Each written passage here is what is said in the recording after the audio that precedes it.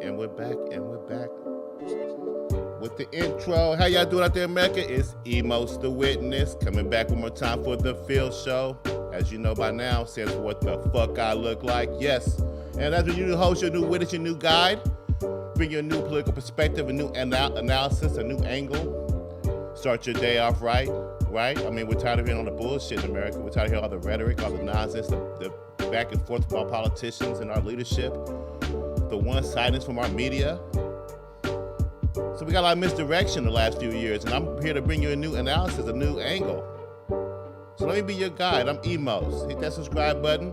We coming to you live, baby, every Monday, Wednesday, Friday. Wave One Media. Check me out. Catch me on Twitter, Facebook, YouTube, all that nice good stuff, Instagram. Catch my episodes on Spotify. But again, we're live. We're here bringing to you fresh everything, a new angle. I'm here with my man Malik, my man Wyatt, two of the hottest media producers in here in the local city in the Midwest.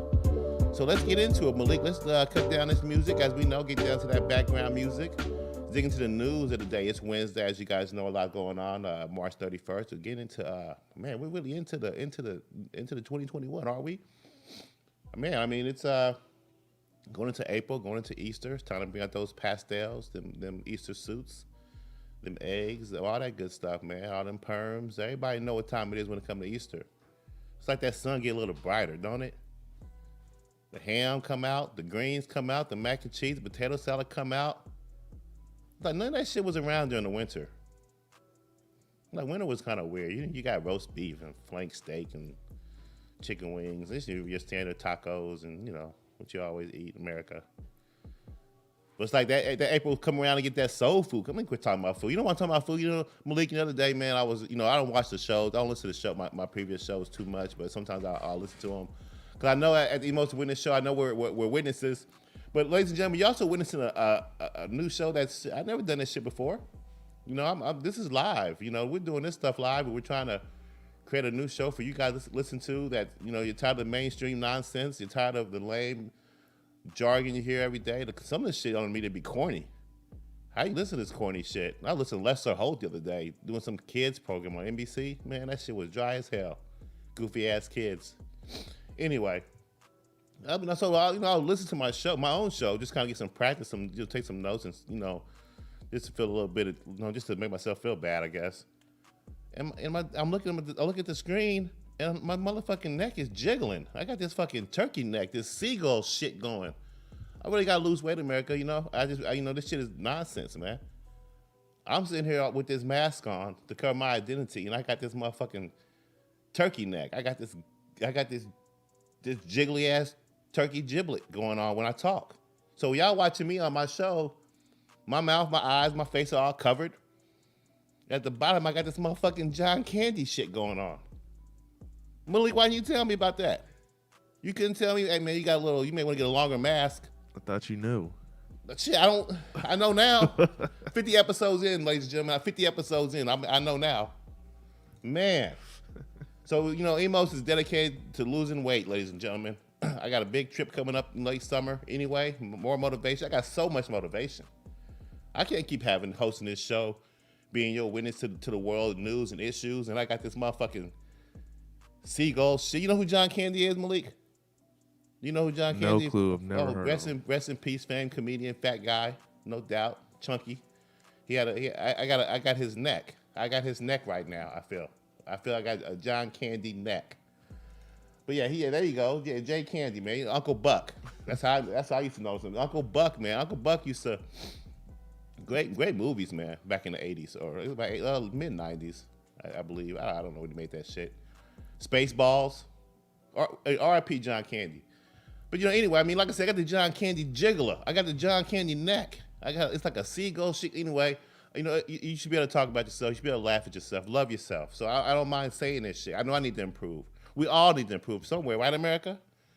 So I got to listen. I'm checking it twice, and it's going to start by neck, I don't want to elaborate. I don't want to get on a tangent or nothing. I don't want to keep going too far with it. But I think as witnesses, you're going to see this. You're going to see, most times we take a before and after picture of our stomachs. I'm going to take a before and after picture of my neck.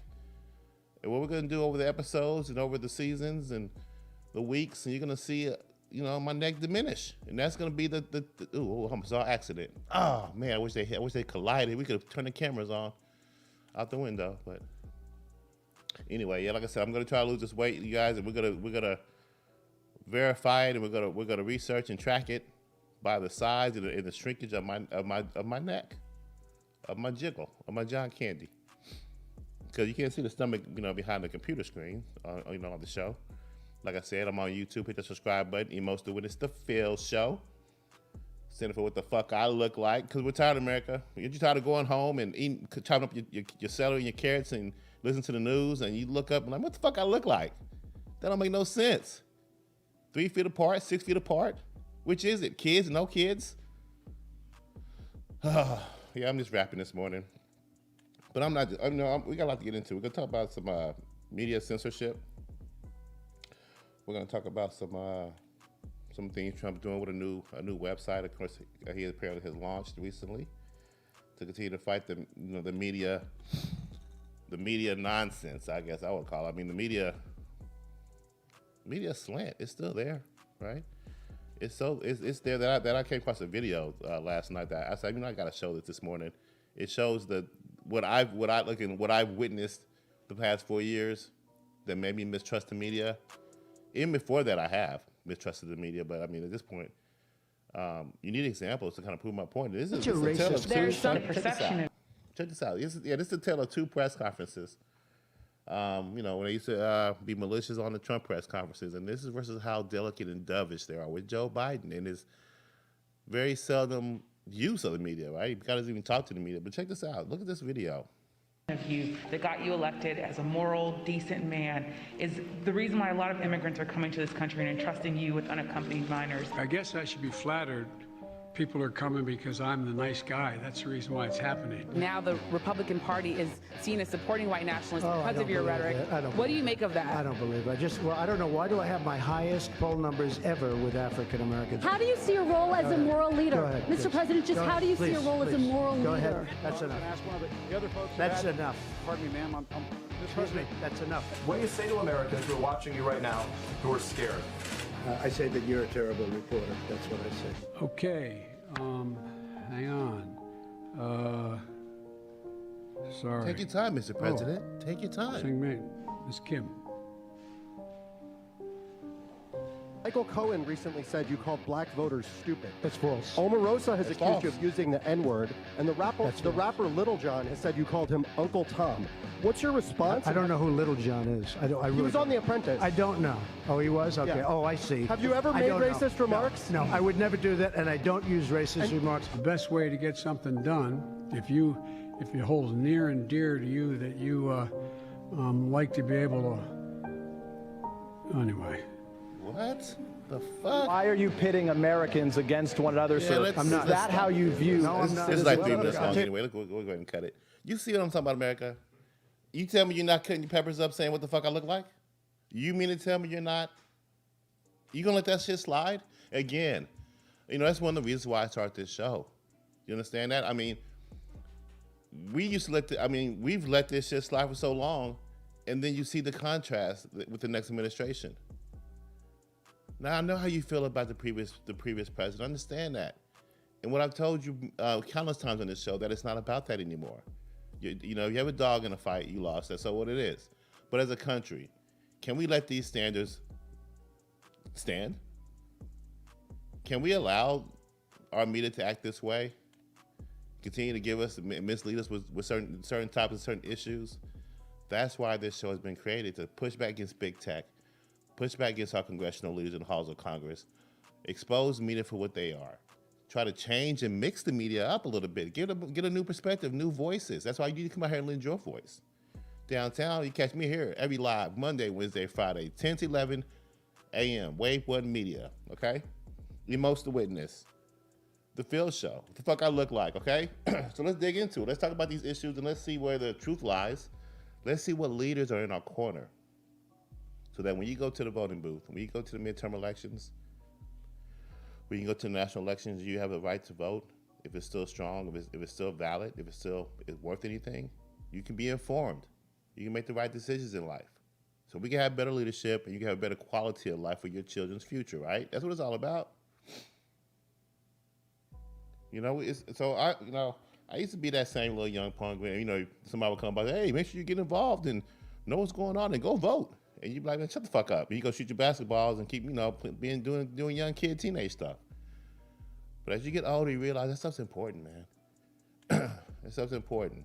You want clean streets, you want to reduce crime, you need rules. You need law. It keeps society together. It stops us from anarchy, It stops people from pissing in the middle of the street. You need that. You need some kind of deterrent. Sorry.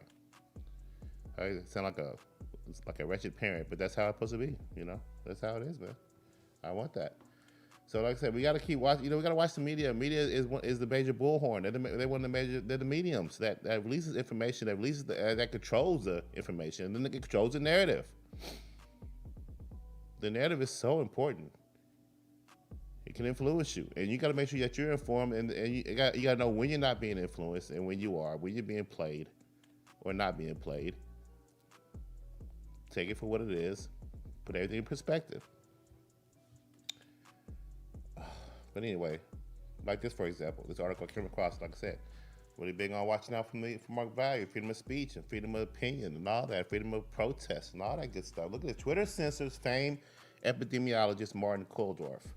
Now, this is a situation where, as you know, big tech has ran rampant over the past 4 or 5 years. Like I said, we get too big, you just feel like you can start controlling people and start controlling people's opinions and views of what they can see, what they cannot see. Now, I understand that Twitter, Facebook, YouTube, all that stuff, they're their own private companies, entities, and they can do what the hell they want.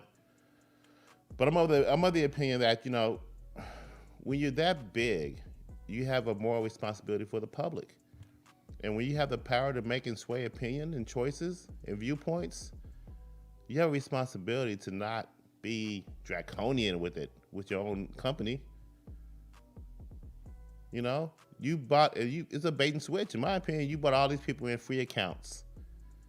And now you're controlling their information. You have control, you use that control of the information to control the narrative, to control content. If you let these parameters, and you keep these parameters in place without pushback, can you imagine what's going to happen 20 years from now? I mean, here you have right now, you have these companies fighting other countries for content, to pay for content. It's dangerous, man. Your voice cannot be heard potentially because of these big companies. And when you're that big, you have an obligation. I think that's when you end up changing from a company to a different situation, from a different entity, And there's different rules that need to be put in place. That's why we have antitrust laws. We have we try to avoid monopolies in this country. But it still happens.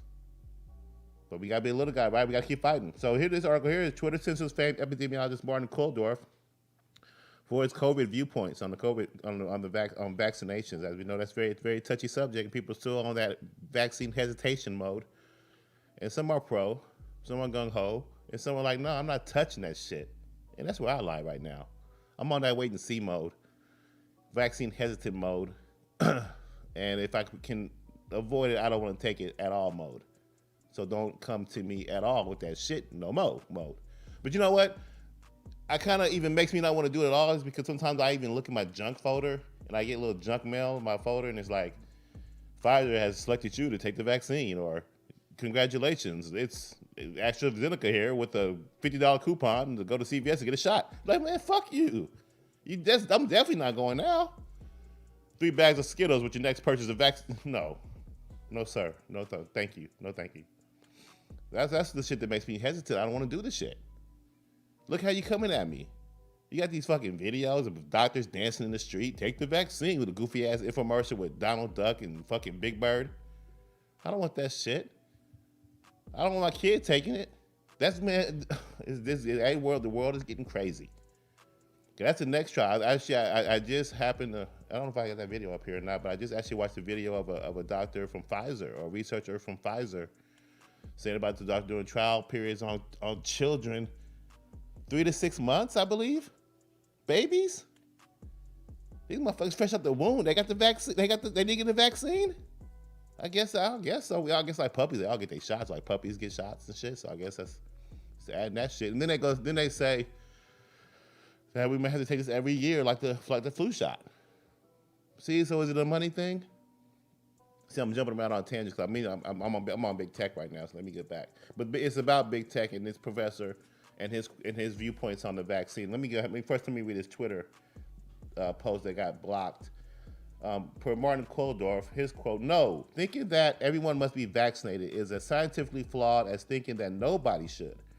COVID vaccines are important for older high-risk people and their caretakers.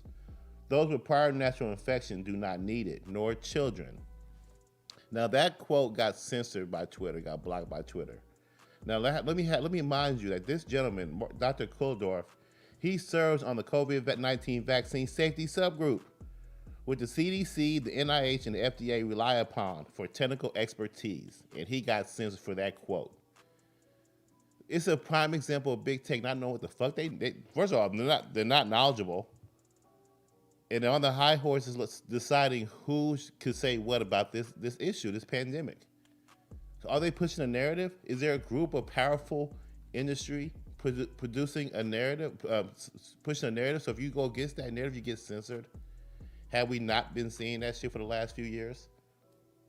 And here's an example. This guy is actually an expertise. He's on the safety subgroup of the vaccine, COVID-19 vaccine.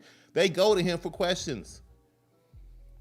And he gets censored for his viewpoints by big tech. So you got some geeks up in Silicon Valley, wherever they are. And they're probably pissing me right now. They don't even fucking know I exist probably, but they are clearly just saying, fuck it. I don't like what he said. I don't like his shirt. It's orange. That's basically the level that it's on. You have no knowledge on the matter to censor this opinion. This guy, if anybody should say something on the matter, it should be him, but everybody should be able to, no matter what they think. That's the point. Freedom of speech, baby. Most of the Witness Y'all the Phil Show. Hit that like, subscribe button. You catch me downtown every Monday, Wednesday, Friday from 10 to 11 a.m. at Wave 1 Media, 120 East Market Street. You guys can catch me on YouTube, Facebook, Instagram, Twitter. Hit that like button, hit that subscribe button. Okay, website's coming soon. I know I keep saying it, but it is. It's coming. emostowitness.com. We're gonna have a lot of great things on there for you guys to check out, and a lot of good news and insights and political perspectives that you may not even get to see. But I want you to join me. I want you to be a witness with me. Be my guide. I'm not here to give you your opinion, my opinion. Rather, I'm here to bring you the truth, the issues.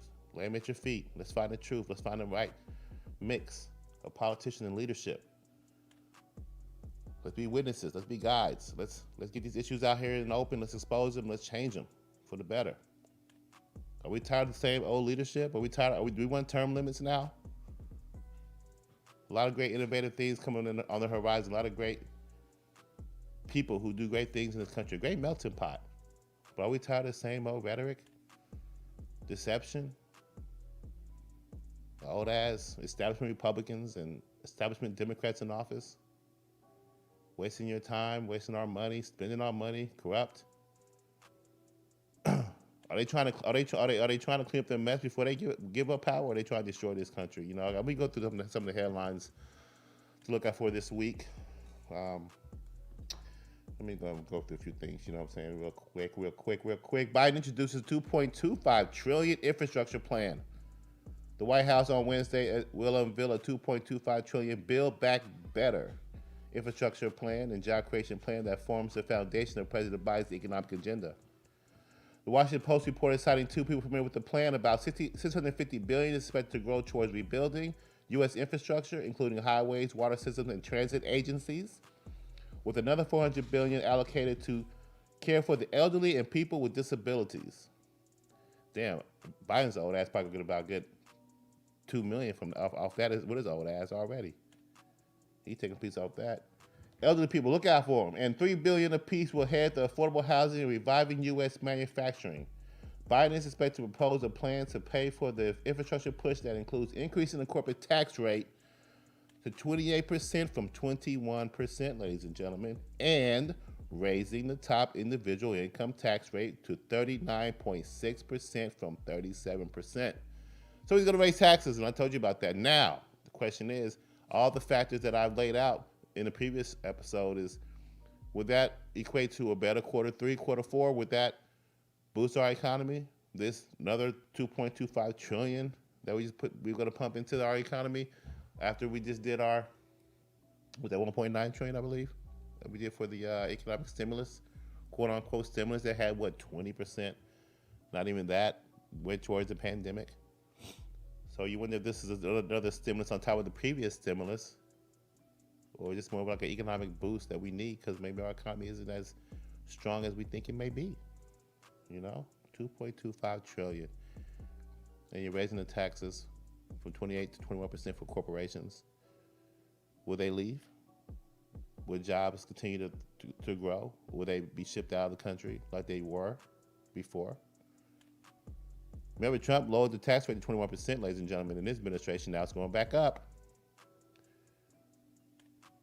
So, I mentioned that 900 jobs from Ford were moved to Mexico recently. So how much more would that occur? How much of that would occur continuing with the 28% increase in the corporate tax rate? And then you got the individual tax rate going up to 38%. I'm sorry, 39.6%. I mean, that's gonna piss a lot of people off. That's gonna, maybe even prevent job creation because people don't want to pay for, increased wages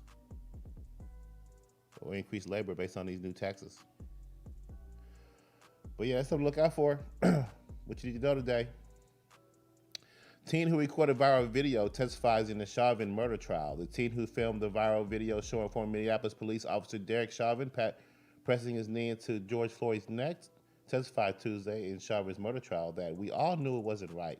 The teen, Darnella Frazier, said Floyd was clearly suffering as he begged for his life while officers pinned Floyd to the street during the arrest attempt while Chauvin kept his knee on Floyd's neck for 9 minutes. Chauvin faces charges of an unintentional second-degree murder, third-degree murder, and manslaughter. The second day of the witness testimony came after both sides gave opening statements on Monday. The defense argued that Chauvin simply did what he was trained to do and asserted Floyd's autopsy presented no telltale signs of asphyxiation. I'm going to continue because I don't like to talk. Well, let me just continue. Biden unveils first slate of judicial nominees. President Biden on Tuesday unveiled his first slate of judicial nominees, hailing the diverse group as trailblazing. 9 of 11 nominees are women. 3 of the nominees are black women being nominated for U.S. Court of Appeals, which often serves as a pathway for nominees to the Supreme Court. The most prominent of the 3 U.S. districts judge is, 3 of the most prominent are Judge Ketanji Brown Jackson, whom Biden was nominating to fill the seat of the U.S. Court of Appeals for D.C., Circuit left vacant Judge Merrick Garland, who's a former Obama appointee, by the way, became Biden's Attorney General. As candidate, Biden promised to nominate the African-American woman to serve on the high court should there be any vacancy while he's president. Biden said his diverse set of nominees draws from the very best and brightest minds of America's legal profession. That's I like that. I do like that because, like I said, I'm for a merit-based immigration plan. I want you to come over to this country based on your merits, based on your skills. I also want my leadership based on skills. And now, secondly, I do want to be based on diversity. I do want to mix in our judges and our lawyers and everywhere. But it has to, it has to be earned. It really does. It has to be merit-based. You have to be qualified. I don't like that you're gonna just pick someone based on their ethnicity or their color or their race. But first and foremost, can you be qualified? I mean, even if you're trying to have a situation where you want to have a mixed environment, a diverse environment. If you have 2 people that are qualified, they're qualified. Yeah, I think you should pick what you think is be better for the greater good, and that's diversity. But they both at least be qualified. Don't pick someone because just because their race and there's some damn goofballs. Because there are some goofballs. There are some idiots out here that make poor decisions, and they pick based on who they know and what they may have done before that. Maybe not even hold a lot of weight, but just got a lot of clout. Let's start picking our best and our brightest. Okay, let's make sure that's one of the top requirements. We do that for the most part, no doubt. But a lot of y'all motherfuckers been tapped because your cousin and uncle is head of so and so, and I need a job out of college, right? What else is going on here this week? Watergate figure Gordon Lilly died at age 90. For all you young boys and girls out there, Gordon Lilly, and Richard Nixon associate who organized the Watergate break-in and later refused to testify at the congressional hearings on the matter, died Tuesday at his daughter's home in Virginia. He was 90. Over the course of his life, Lilly served the Marines, successfully ran the Congress, and worked as an FBI agent and a prosecutor. But he gained his notoriety as Nixon's operative. He was assigned to discredit Daniel Ellsberg after he leaked the Pentagon Papers and went on to coordinate the 1972 burglary of the Democratic National Committee headquarters in D.C.'s Watergate complex. He was sentenced to 20 years in prison, but he had his sentence commuted, and ultimately he only served 52 months. After his stint in prison, Lilly became an actor, specializing in playing villains, and hosted a syndicate right-wing radio talk show, The Lilly Show. Now, I don't bring this up, but it's, just interesting that, like I said, on this show, Emos the Witness, Phil Show, hit that subscribe button on YouTube. Like I said, you catch me downtown every Monday, Wednesday, Friday, 120 East Market Street, Way 1 Media. Like I said, on this show, we want to expose corruption. And sometimes you got to dig, a lot of times, but the past 4 or 5 years when it comes to the Trump administration and when it comes to everything they did, every move they made, everything that regarded investigations, it was always compared to Nixon and Watergate.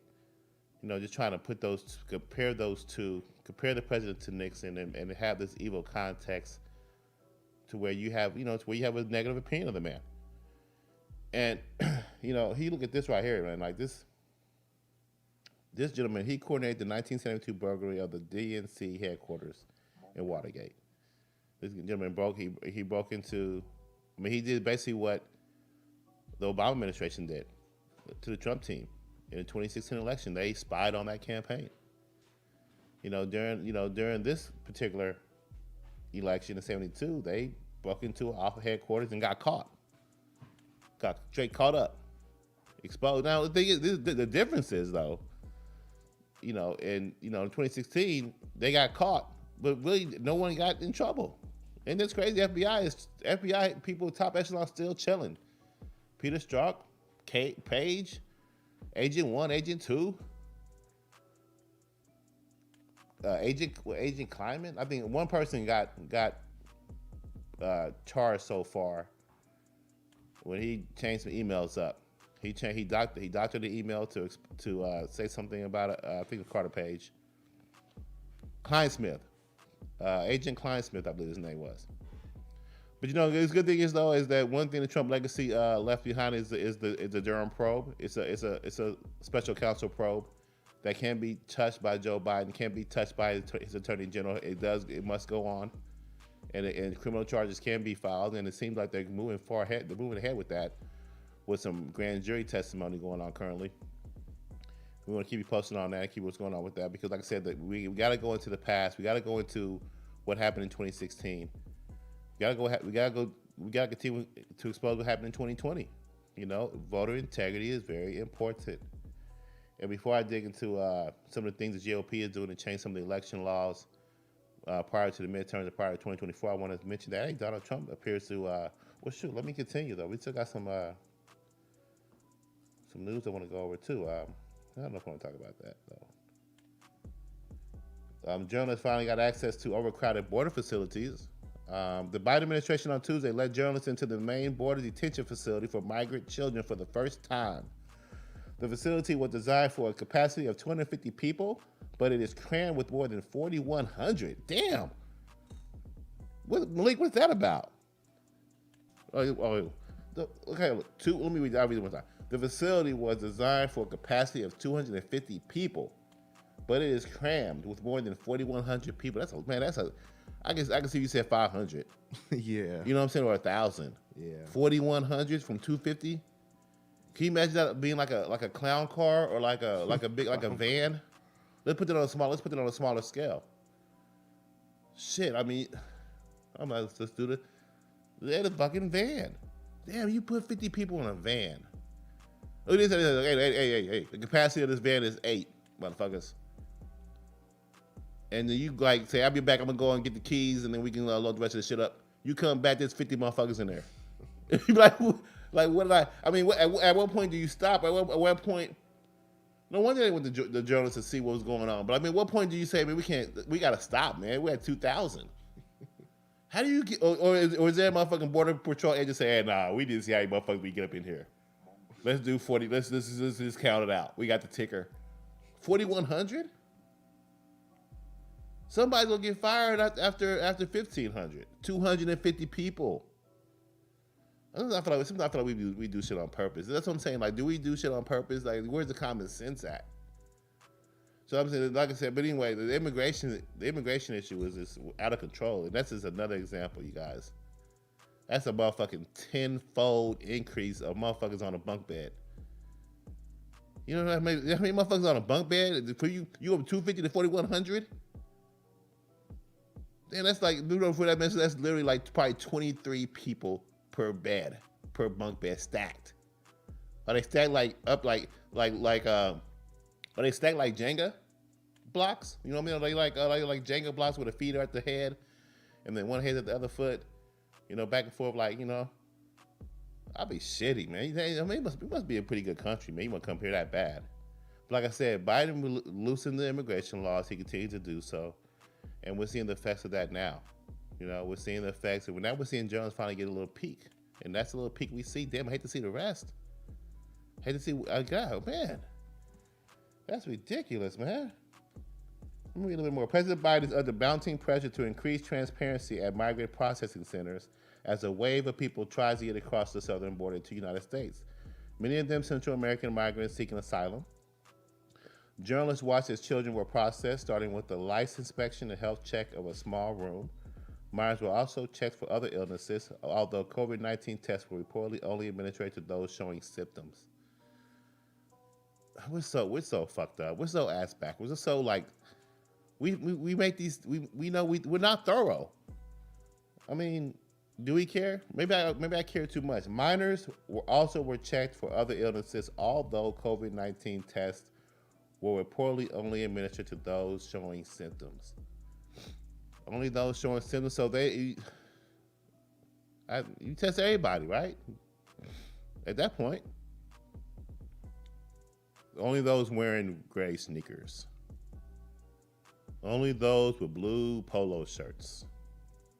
How do you know what a symptom looks like?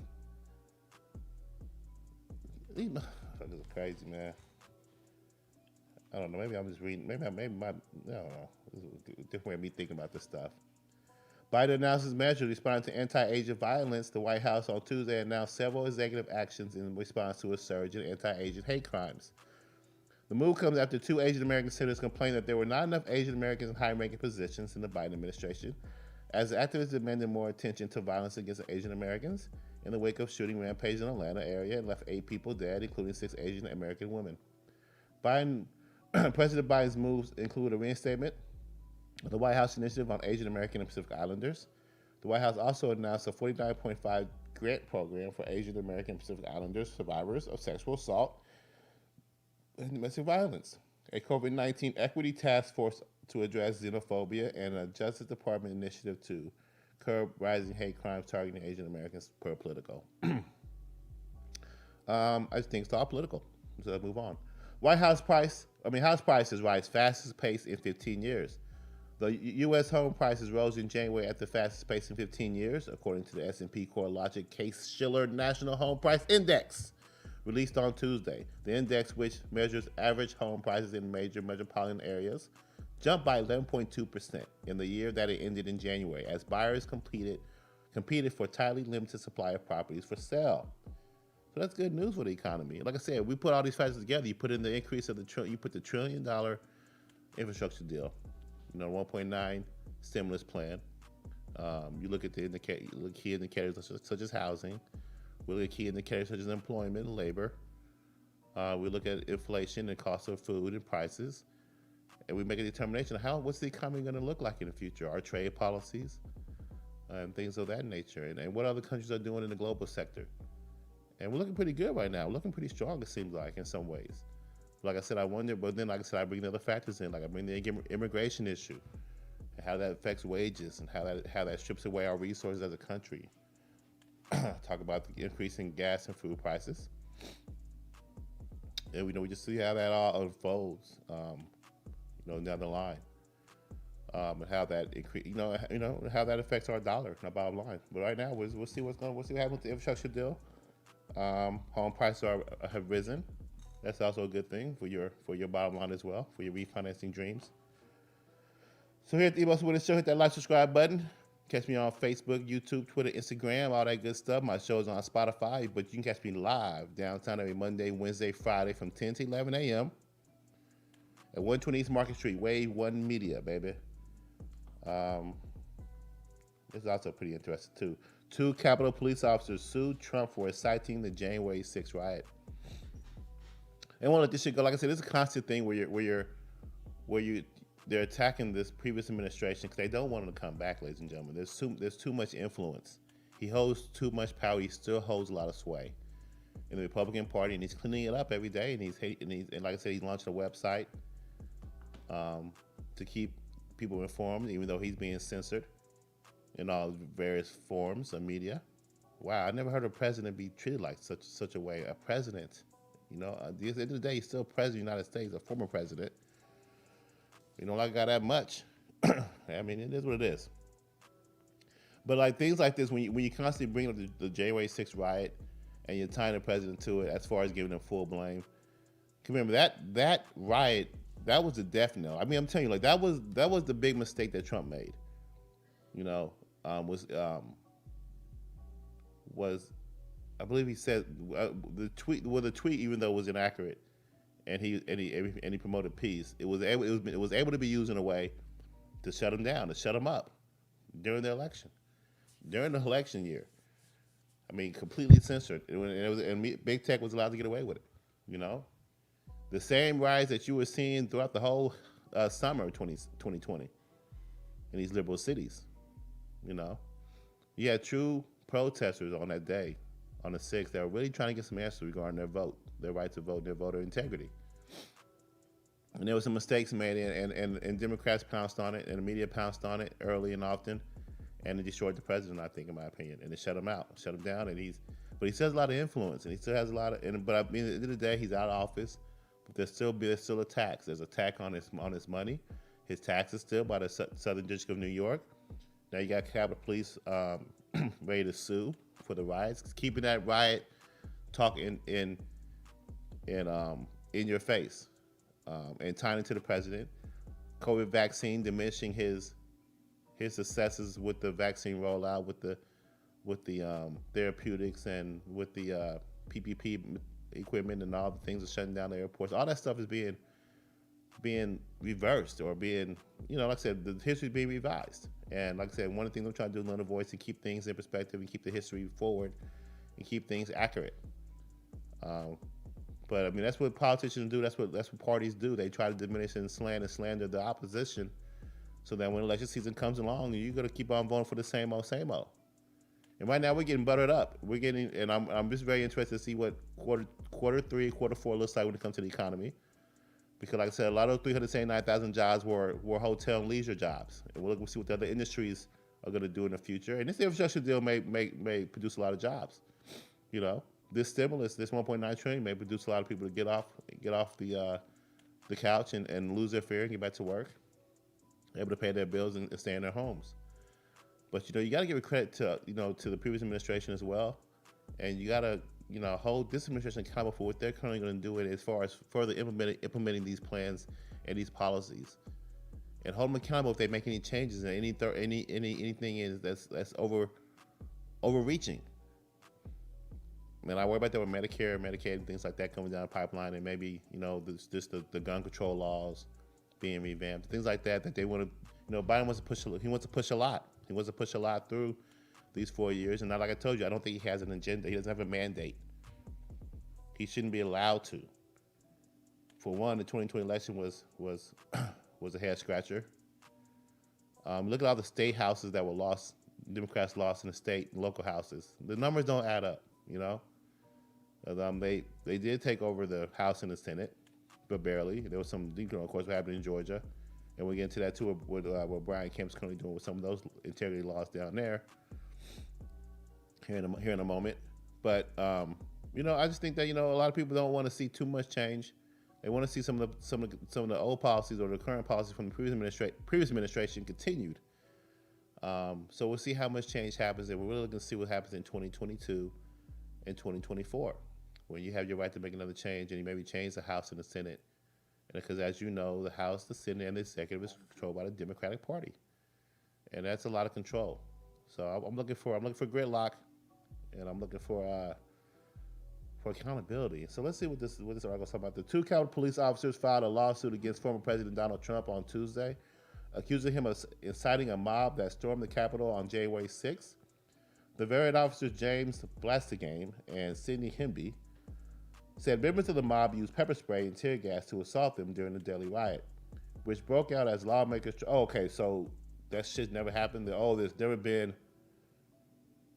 I don't know. I mean, there's never been a mob that used pepper spray or tear gas to assault officers before. There's never been a protest or a riot before.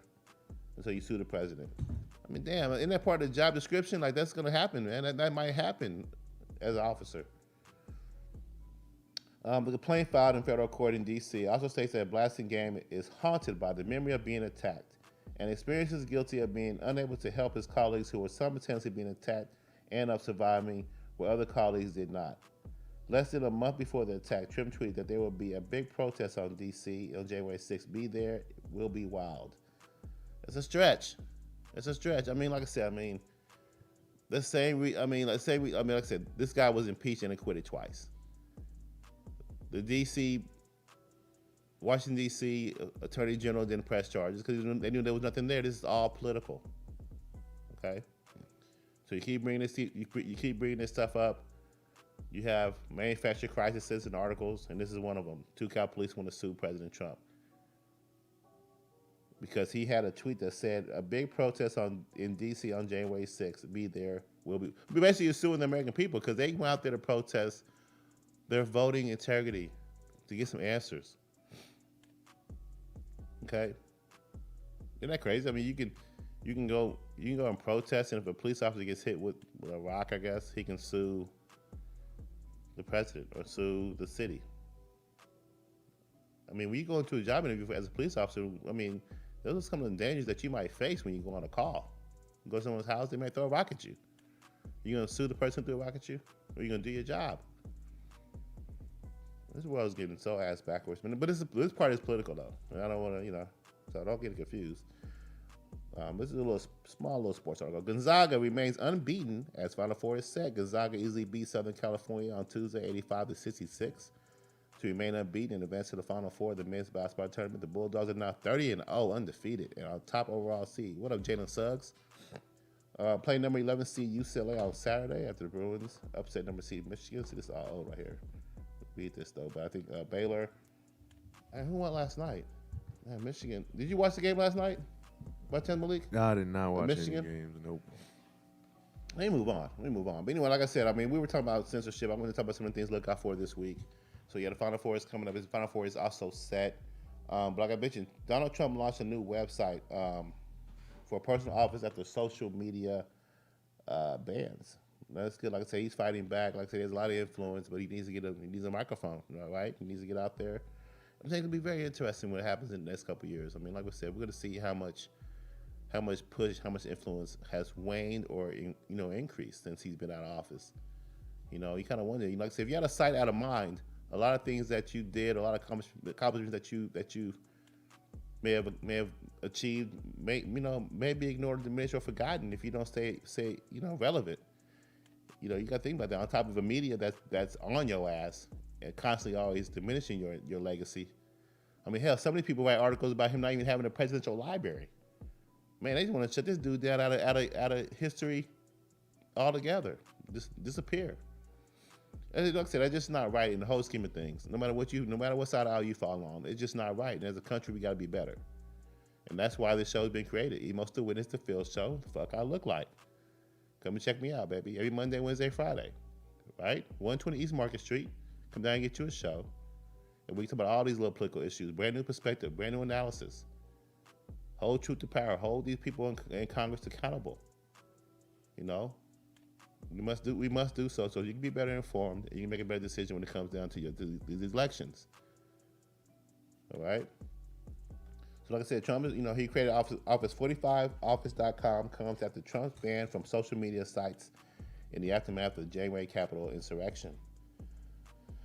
I don't want to talk about that. The site features a lengthy biography of Trump president that stars Donald J. Trump launched the most extraordinary political movement in history, dethroning political dynasties, defeating the Washington establishment, and becoming the first true outsider elected as president of the United States. It also includes more than a dozen pictures of himself, which is depicted of him boarding Air Force One, meeting North Korea leader Kim Jong-un, and kissing a baby. Every president kisses a baby. That must be the best PR photo you can do. I mean, anybody can do that. You know what I'm saying? Like a criminal can like just come out of jail. Like, hey man, you robbed a gas station and killed 3 people, and he just grabs a baby and just kisses a baby real softly on the cheek. Oh man, he's all good. He can walk off, hop in the cab, and go home. And then the news reporter's like, oh, hey, that gentleman, see him kiss that baby. I'm Scott live at WTR, W6 News. I'm out. You know what I mean? It's like, you didn't even cover that he just killed 3 people and got away with it. But you kissed that baby. You kiss me a baby. If I'm doing something wrong, I get in trouble with my wife, I'm gonna kiss my daughter in front of her, see if that works. But she's only like 6 years old. She's not a baby anymore. It may not work. But I'm gonna try it though. It might work. New tactic. Kiss my daughter when I get in trouble in front of my wife. So yeah. Anyway,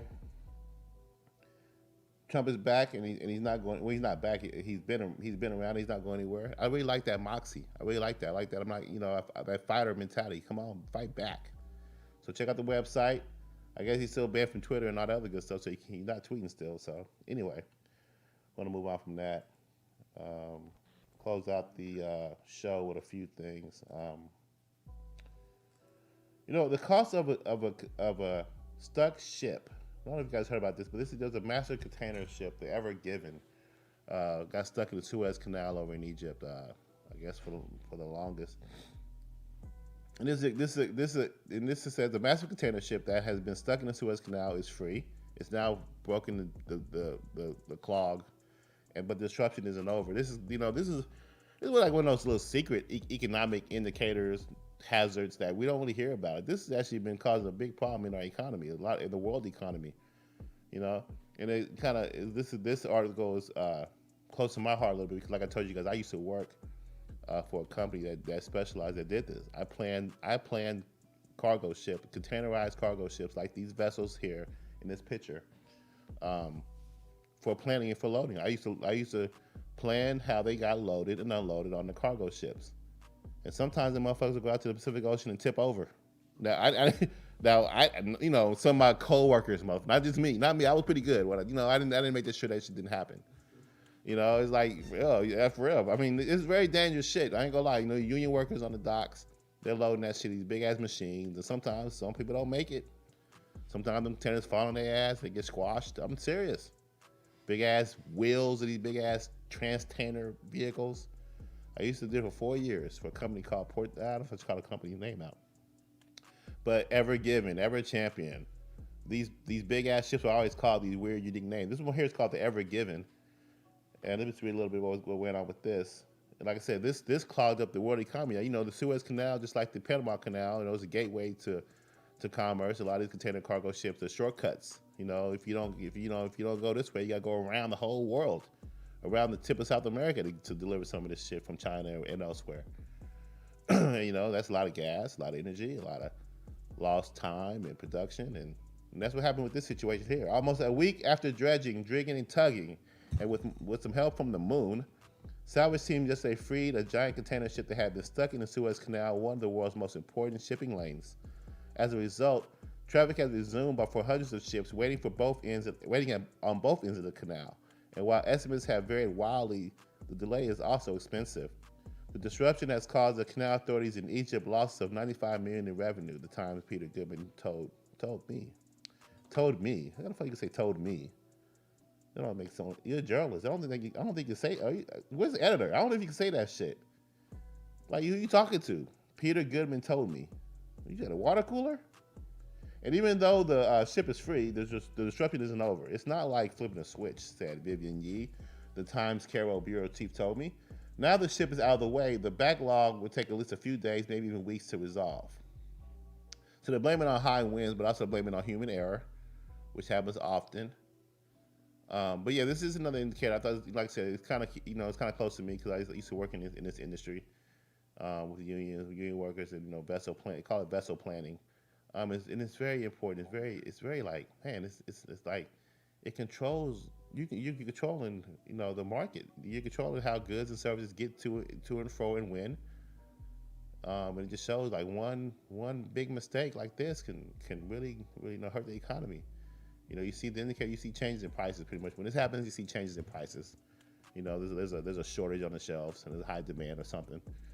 And so the vultures come out and increase the price because they know there's a hazard out there. So I want to go back and move on to I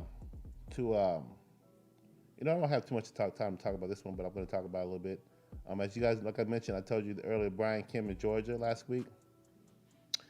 Been passing these Election Integrity Act of 2021. And I mentioned last episode I was kind of getting on Lindsey Graham, an older statute Republican.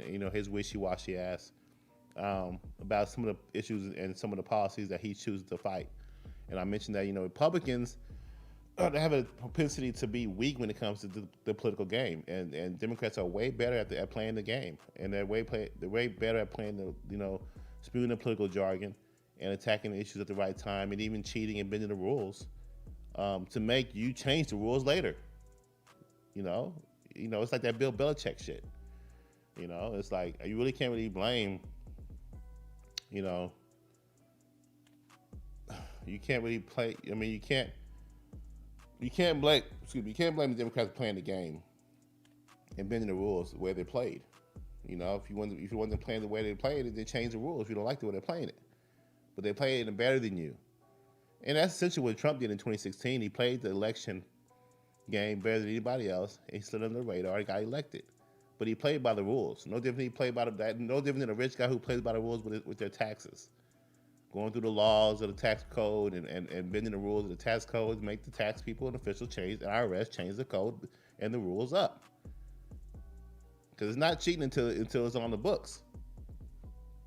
They're just playing the game better. And so, like I said, I got on Lindsey Graham for attacking an issue regarding food and beverages and how poll workers cannot pass out food and beverages during, at election poll sites, right? Because and so to read this article, and the thing is, the New York Times, they're biased, and there's no doubt about that. And this article kind of comes at an angle where it's being presented at an angle where that it's this disdain for what Kemp is doing, and from a reader's viewpoint, it really seems that they're just trying to show up election integrity. See, the Democrats want to have a loose election system. Everybody vote. Everybody gets a vote. Who gives a damn? And maybe that's okay, but it opens up room for corruption, for ballot stuffing, for illegal immigrants being able to vote. Should we care about that? I think we should care about that. There should be a hindrance, or there should be I guess the question is voting a right? Or is it a right, or is it like if you're in prison, should you be allowed to vote? I think you should be allowed to vote if you're in prison. But I think if you've been out of this country and you're illegal and you came over like a month ago, you shouldn't be allowed to vote. You don't know about the policies or the issues. If anything, you're draining the resources, and you're adding to a vote for one party that may be one-sided, and it's not fair, because they've been pandering to you for all these years on the border, when they should be securing the border, securing the current citizens that currently live in this country. So one side, one party is championing, sealing the border, the other one's not. Of course, you're gonna have those who get across, which are flooding the gates right now, are gonna vote Democratic. You need to have some restraint. So right now, Republicans are trying to do some kind of voter integrity amongst all these key states, and Brian Kemp of Georgia is currently doing so. The most outrageous provision of the Election Integrity Act of 2021, the ominous election bill signed by Governor Brian Kemp of Georgia last week, is one that makes it illegal for anyone except poll workers to offer food and water directly to voters standing in line. Defenders of the law says that this is meant to stop electioneering at the polls. Critics say it's a direct response to volunteers who assisted those Georgians, many of them black, who waited for hours to cast their ballots in 2020 presidential election. See, it's not about racism. If your argument is because people were black in 2020, poll workers, and this law's being, it just shows me the Democrats are playing a political game. And that, man, to me, it gives me they're cheaters. But again, they're playing the game better than the Republicans. You're touting, why not let them have food and beverage? They're out there waiting in line, long lines. They're attacking African Americans who are poll workers doing their. I mean, that's how you think about it. But what about if you want to secure make sure that there isn't any electioneering? It does happen at these poll sites. And if you're passing out food and beverage, maybe that's a good opportunity for you to speak your mind about a certain elected official, giving your opinion to sway someone's vote while they're in line. So you just pass laws to prevent that. I mean, why do you need all this extra shit, food and water? You bring your own fucking food and water. Eat before you come. We need to get all this frizz and all this fills and all this extra shit out of the election process. Early absentee ballots, late mail registration. We need to cut all that bullshit out, man. Just straight up vote, man. Do you have your ID or you citizen vote? Period, point blank. One day. Not a fucking week, not 2 week period of voting. One election day, the 4th or the 3rd. So that's what I'm all about. That's what I'm for. But let's dig into that. Maybe Freestyle Friday we'll dig into that more, but on Freestyle Friday we're gonna really dig into a lot of all around the board, all kind of shit. Because there's a lot going on, man. And I know summer's getting hot and COVID is around the corner, and we still got some economic stimulus still need to be doled out. What's going on with taxes and refunds? We need to talk about that. But yeah, there's a lot on our minds, and we want to keep the pressure on our politicians, our leaders, local, state, nationally. And at Emos the Witness Show, we aim to do that. Like I said, hit that like, subscribe button. Catch me on YouTube, Facebook, Instagram, Twitter.